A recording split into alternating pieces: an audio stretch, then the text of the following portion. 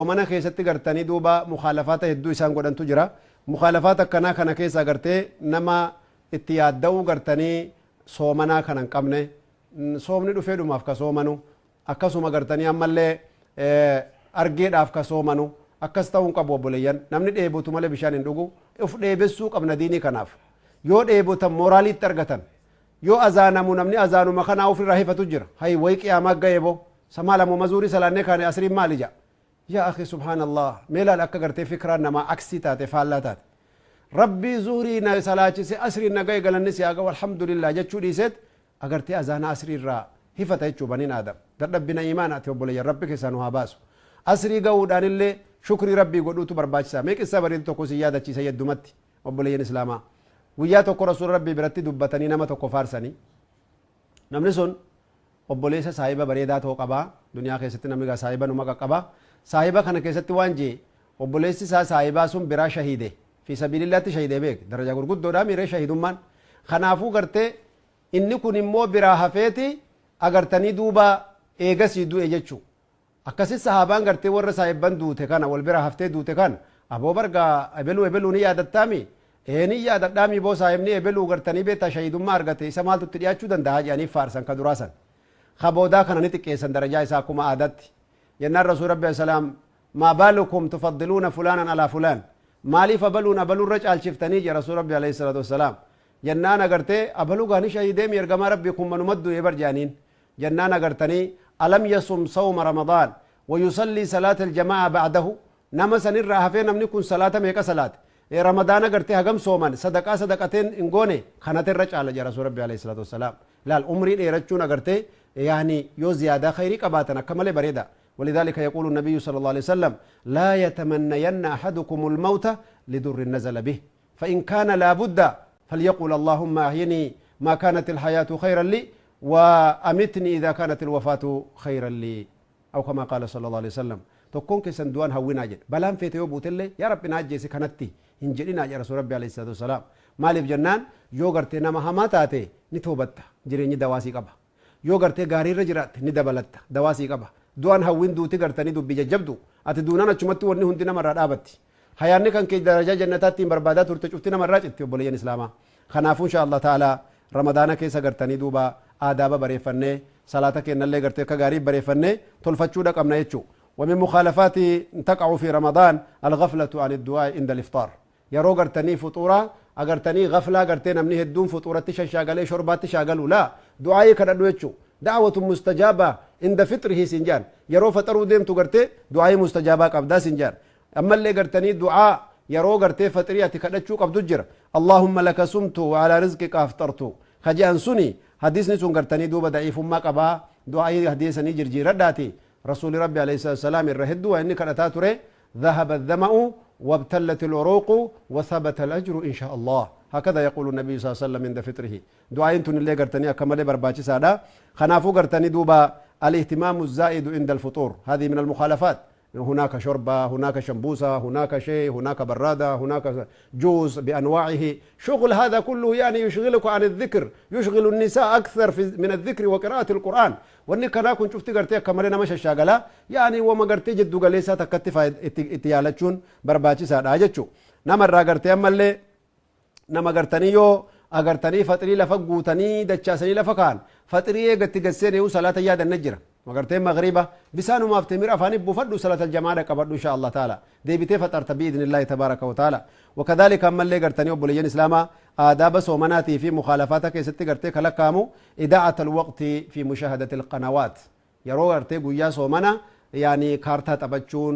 فيلمي هدودا في موفي دا يرو دبرسون أكمل قرتي جرو في قبودا أين قراءة القرآن أين التذكر أين الاستعداد للقبر أين ذكر الله تعالى التي قال الله تبارك وتعالى في شأنه الذين يذكرون الله قياما وقعودا وعلى جنوبهم ويتفكرون في خلق السماوات والأرض ربنا ما خلقت هذا باطلا سبحانك فقنا عذاب النار مي قلبي كان ربي وجرته يا ربي قد yoo ta'anillee yoo dhaabbatanillee yoo rafanillee dhikri rabbii guddaa guddisanii rabbii yaadatanii azaaba keerraa yaa rabbii kenna nu tiksi ka jedhan san dhiifnee tagartee fiilmiidhaa fi wama namni gartee mufsidaa faahishaa namni badii tokko gartee qopheessa jalatti umrii qaalii kan umrii jannataan beetan achi jala gubuun wallahi akka malee gartee doyinummaa akkuma galee bakiilummaa gartee obboleeyyan kanallee ta'uu hin qabnu jechuu akadaalika ammallee israafa gartee soomana keessaallee rabbi nagaa nu haa baasu nyaata hanqa qiyaasaa dhiifneeti guyyaa kana namni gartee beela'e waan quufuun se'uu jaanaadatti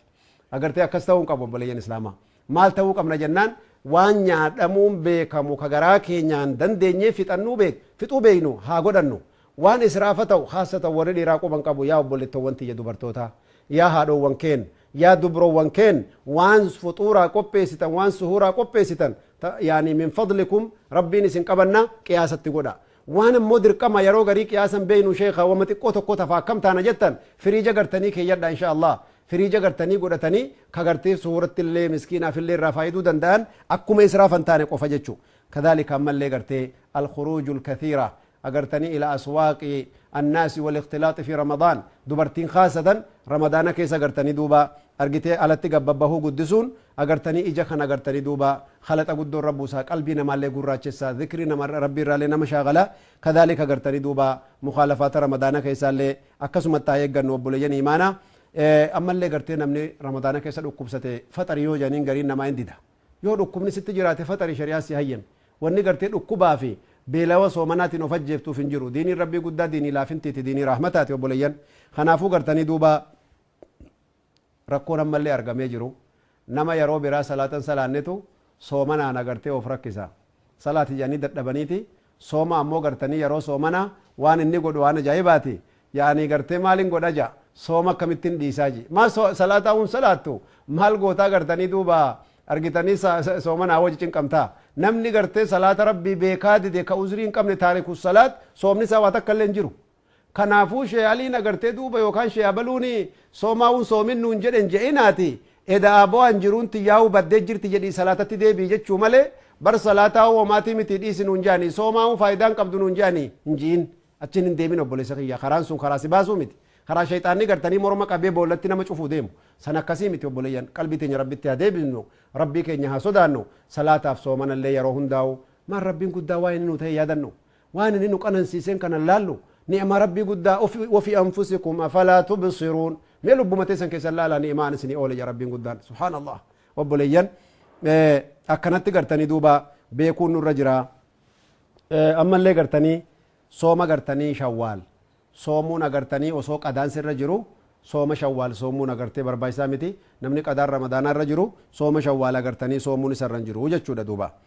guyyaan ammallee soomni irraa dhowwame jira sooma sunnaa keessatti guyyaan agartanii sooma sirraa dhowwan yaani sooma agartanii guyyaa iidaa soomuun hin ta'u akkama lafa afrikaa kana sooma irratti namni wal dhabee jalqaba isaallee wal dhabanii eegasii nihaayaallee wal dhabanii yoo eegasii gartanii sooma gartanii tokko iida deemuu jira tokkollee sooma soom maaliboo isin suudii waliin soomtanii isin ta'u akkanaa miti jedhee namni harka walitti darbataa oola akkasii miti dubbiin guyyaan soomanaa soomana guyyaan faxiriidhaa faxirii obboleeyyan kanaafuu gartee guyyaa jiinii argame gartee laallee ji'a keenyaan qabnee guyyaa gartee jiinii gartanii sha'abaanin soddoma ta'e yoo jiinis hin dhokate yaa rasuul rabbi assalaam sha'abaanin soddoma guuttadhaati jalqabaa jedha guyyaan sha'abaanin soddoma guute tokkoffaan ramadaanuma jechuudha yoo gartee dukkan arguus hin dhowwee duumessi gartee hin dhowwee jaan kanaafuu gartanii soomanaa fi iida walitti fiduun dhowwaadha ayyaamu tashriiq illee gartanii soomanuun dhowwaadha ayyaamu tashriiq agartanii guyyaa gartanii hajjiitiin boodatti argitanii duuba yaani allati tali iidannaari al-adhaa iidii gartanii uduhiyyaadha gartanii duuba guyyaa san gartee sadeen agartanii soomuun dhowwaadha guyyaan sun guyyaa qananiitii guyyaa nyaataati jechuu amma agartanii namni nadiriidhaa fi kaffaaraa baasu homaan qabu insha Allah taala sun agartee godhuu danda'a ammallee guyyaa jumaa torbaan keessaa guyyaa jumaa qofatti baasanii soomuun shari'aa keessatti dhowwaadha sooma sunnaa baanna guyyaa sabtiillee qofaatti baasanii dhowwuun soomuun dhowwaadha akkasuma gartee guyyaa shakki soomni har'aa gartee ni jiramu hin jiru jedhanii guyyaa shakkii gartanii soomanuun illeen agartanii dhowwaadha wakadhalika gartanii amata guutuu soomanuun illee dhowwaadha yaani guyyaa tokko soomtee guyyaa tokko faxaruu wayya malee amata guutuun soomana hoo jette sooma takka illee qabduu jaani halkanii guyyaa walit dhaabanii soomuun illee dhowwaadha akkasuma gartee obboleeyyan nasiihaa gartanii duuba ramadaana keessa walii goonu haa gartanii dubbii keenya ittiin xumurru obboleeyyan attawbatu tawba ربي سبحانه وتعالى سودانه توبتت غرتي هاجر جرو اجا كينيا فغور كينيا يغچوتي هاجر جرو وبولين كين محرمات ربي غرتنين دو هند سيبرني منهيات الشرعيه يعني المنهيات في الصلاه المنهيات في الصيام المنهيات في الحج والعمره المنهيات في كل المعاشي المنهيات في الزكاه المنهيات في الدعوه الى الله وانس لا غرتي ربي شريعه ربي كستي محرمه ستي غدي هند الابتعاد عنها كن نسيها ديني تجرى فقاتشو برباتشي ساجتشو وكذلك غرتني دوبا الحرص على شهود الأذان وكذلك أما اللي غرتني يرو أذاني أذانا مولي غرتني أذان جوابون أكسو مغرتي يرو سي على جرو ستين أذانين هنكدن ديسين سي مسجد الرافقو جرو ستين أذانين يو جبات جامين سقبت زحمة سقبت سي غرتني دوبا مسجد الرا على جرو ستين قامين يو جبات دبينا كمال سي جبات سي مسجد كيس جرو مالي صلاة إمامني إحراما سينين من فضلك كن عند الإحرام من مناسبات بالمناسبة يقول النبي صلى الله عليه وسلم من أدرك مع إمامه 40 يوما تكبيرة الإحرام يا الله يا الله الله سبحانه وتعالى أعطاه فضلا عظيما سبحان الله يعني كتبت له براءتان براءة من النار وبراءة من النفاق الله أكبر أدركت مع الإمام 40 يوما تقريبا 200 صلاة ما فاتك تكبيرة الإحرام مع الإمام أنت بريء من النار وبريء أيضا من النفاق ميتا تكتي تنرتي قرتها يالو نمني قويا أفرتما إماما وجن تكبيرة الإحرام دكبته منافق مرة اللي فريدة أكسو مقرتني أما اللي بدر اللي فريدة جان أسواس جرتو جنة بتشو دندسيشو أسواس جرتو جنة قرتني تشيكي كيشا خاتشو دندسا يا بولي سنة آخرة بولي توان آخرة ربنا هاك أنسيسو مي جباد قرتي خيري كنا خنرتي وكذلك المحافظة على صلاة التراويح وكذلك جزء من القرآن الكريم وكذلك بعد آيات القرآن الكريم حفظ حديث النبي صلى الله عليه وسلم قرآن قرتي حفظوا آيات قرآن صلاة ديبيو هجابة ديبيو صومني رمضان تجديد للحياة أقرتني إتوق أبدي حياة أقرتني نهارم سوق أبدي أمانتي عليكم إخوة الإسلام والإيمان في كل مكان نصيحة كنافوسية غالي كنفردا اتملكا ورب سنامل كيسو خيري ورا ولد ديبي وربنا هاقولو